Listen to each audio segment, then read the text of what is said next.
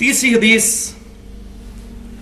राजदार रसूल सैयदुना हुज़ैफा इब्न यमान रज़ियल्लाहु ताला अन्हु से है, जिनको नबी सल्लल्लाहु अलैहि वसल्लम ने मुनाफिकीन के नाम बताए हुए थे। लाडले सहाबी, वो कहते हैं मैं नबी सल्लल्लाहु अलैहि वसल्लम को मिलने गया।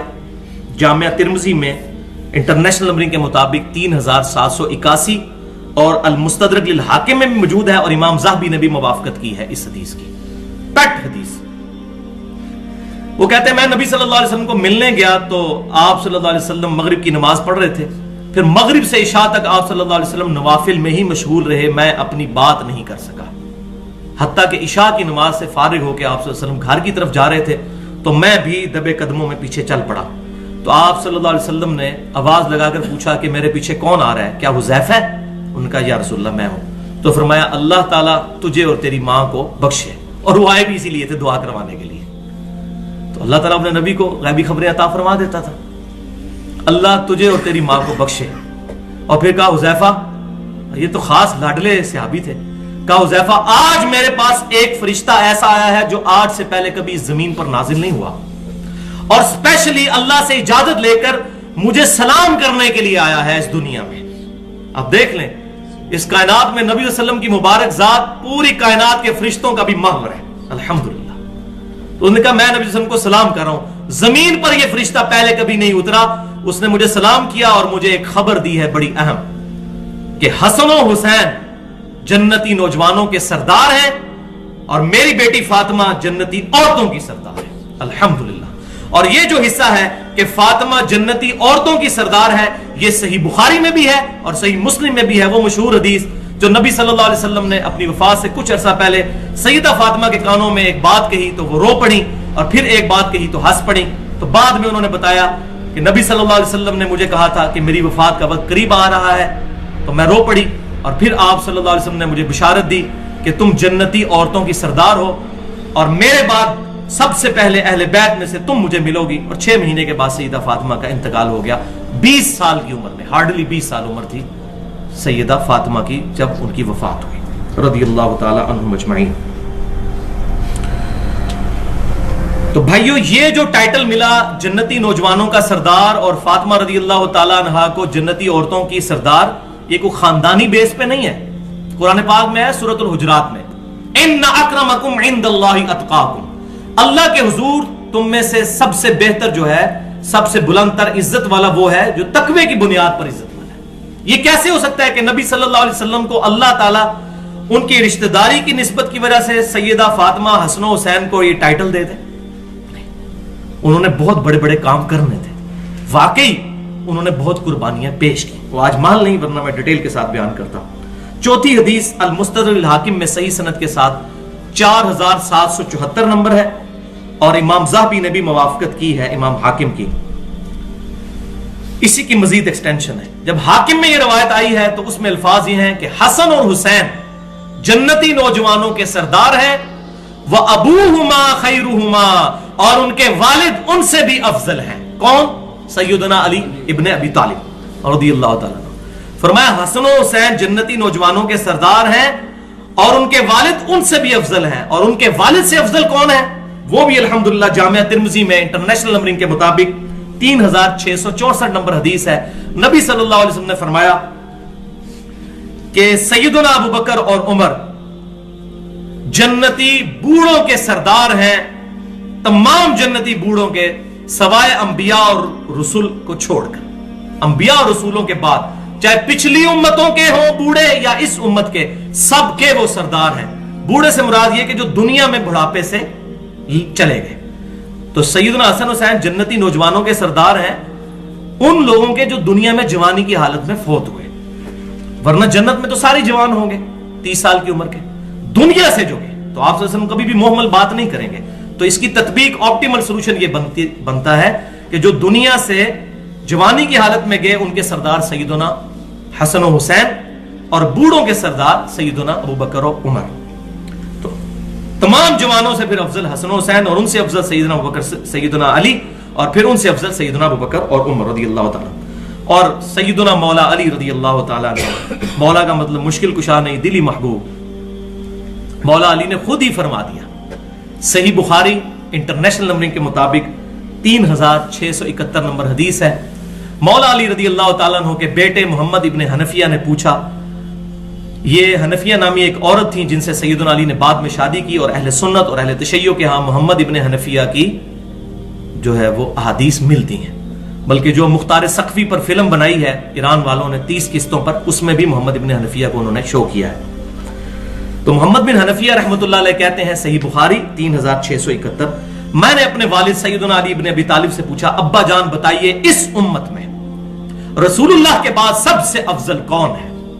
फरमाया अबू बकर। अल्लाहु अकबर कबीरा वल्हम्दुलिल्लाहि कसीरा व सुब्हानल्लाहि बुकरतम व असीला। पूछा अब्बा जान उसके बाद कौन? फरमाया उमर। अल्लाहु अकबर कबीरा वल्हम्दुलिल्लाहि कसीरा व सुब्हानल्लाहि बुकरतम व असीला। और फिर कहते हैं, मैंने कहा कि मैं तीसरी बार पूछूंगा तो उस्मान का नाम लेंगे। तो मैंने कहा हजरत तीसरा नंबर तो आपका ही होगा अबू बकर उमर के बाद। तो उन्होंने कहा कि मैं तो आम मुसलमानों में से एक मुसलमान हूं। अल्लाहु अकबर कबीरा वल्हम्दुलिल्लाहि कसीरा व सुब्हानल्लाहि बुकरतम व असीला। कुर्बान इस आजिज़ी के। तो मैं ये समझता हूं सूरह फुस्सिलत हामीम अस-सजदा की आयत नंबर 33 की सही तफसीर है, वमन अहसनु कौलन मिम्मन दाअ इलल्लाह व अमिल सालिहन व क़ाल इन्ननी मिनल मुस्लिमीन। उससे बढ़कर किसकी बात अच्छी हो सकती है जो लोगों को अल्लाह की तरफ यानी इस किताब की तरफ बुलाए और खुद भी नेक अमाल करे और फिर भी कहे कि मैं आम मुसलमानों में से मुसलमान हूं। इसकी प्रैक्टिकल तफसीर सैयदना अली का ये कौल है कि मैं तो आम मुसलमान, हालांकि आम किधर थे भाई, खास मुसलमानों में से थे। अल्हम्दुलिल्लाह। तो ये उनकी आजिज़ी। पांचवी हदीस जामिया तिर्मिज़ी में इंटरनेशनल नंबर के मुताबिक 3759 769 3769, मुस्नद इमाम अहमद में भी है। नबी सल्लल्लाहु अलैहि वसल्लम ने सैयदना हसन और हुसैन को अपने सीने से लगाया और फिर अल्लाह के हुजूर कहा कि ऐ अल्लाह, ये दोनों मेरे बेटे और नवासे हैं।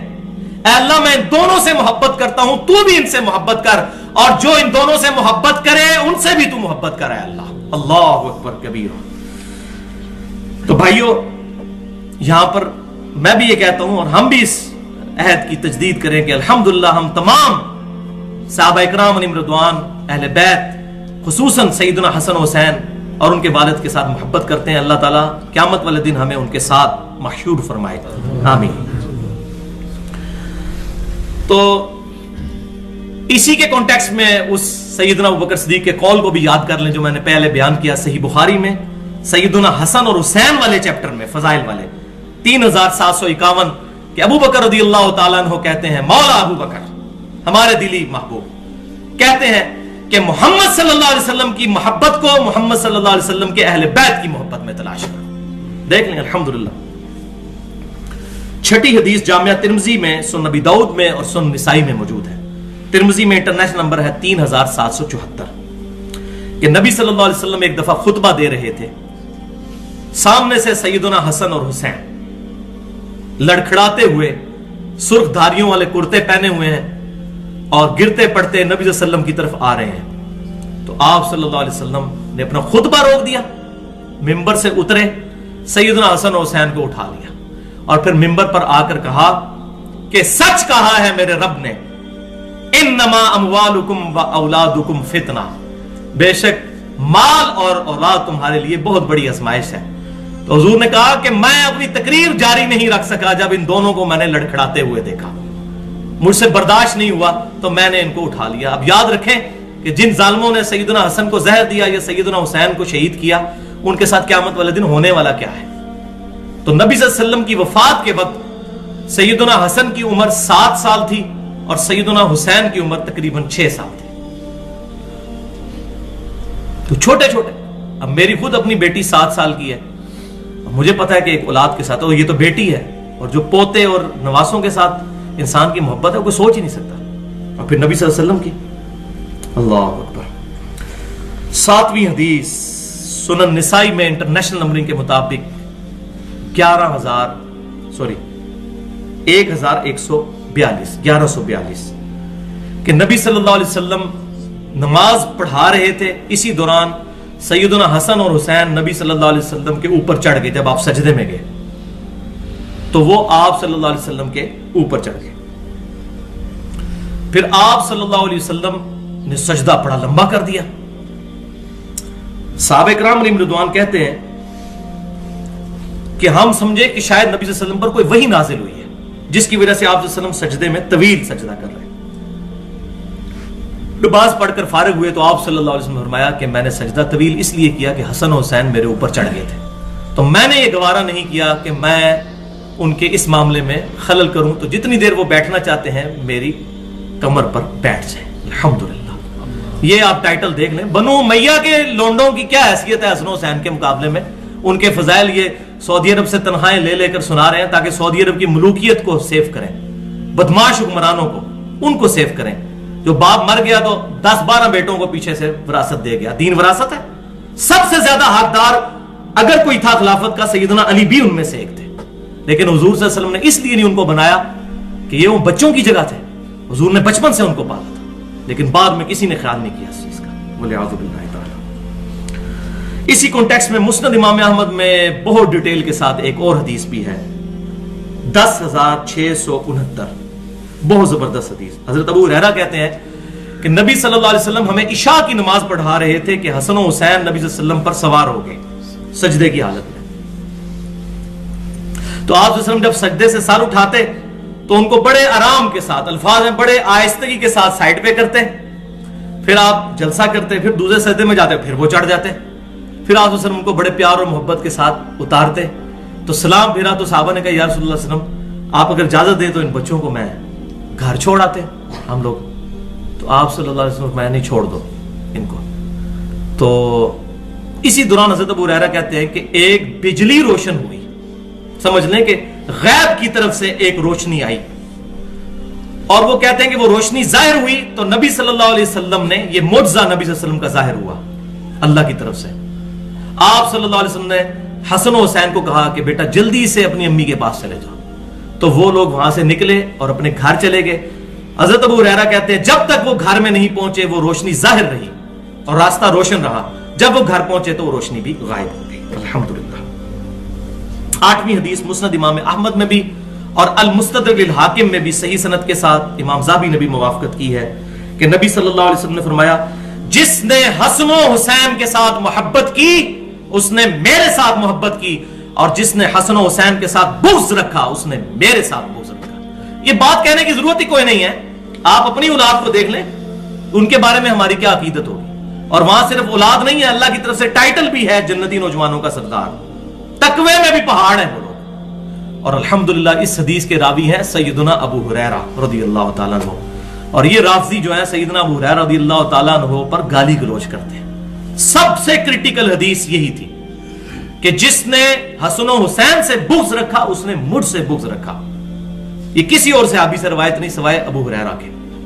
ان کے بارے میں زبان درازی کرنا اپنی آخرت برباد کرنا ہے. اور میں اس پہ وہی بات کروں گا جو صحیح مسلم میں ہے کہ آپ صلی اللہ علیہ وسلم نے فرمایا تھا حضرت ابو ہریرہ کے لیے دعا کرتے ہوئے کہ ابو ہریرہ اور اس کی والدہ سے صرف مومن ہی محبت کرے گا، لہذا منافق ہے وہ بندہ، مومن نہیں ہو سکتا جو سیدنا ابو ہریرہ رضی اللہ تعالیٰ عنہ کے بارے میں جو رافضی بکواس کرتے ہیں.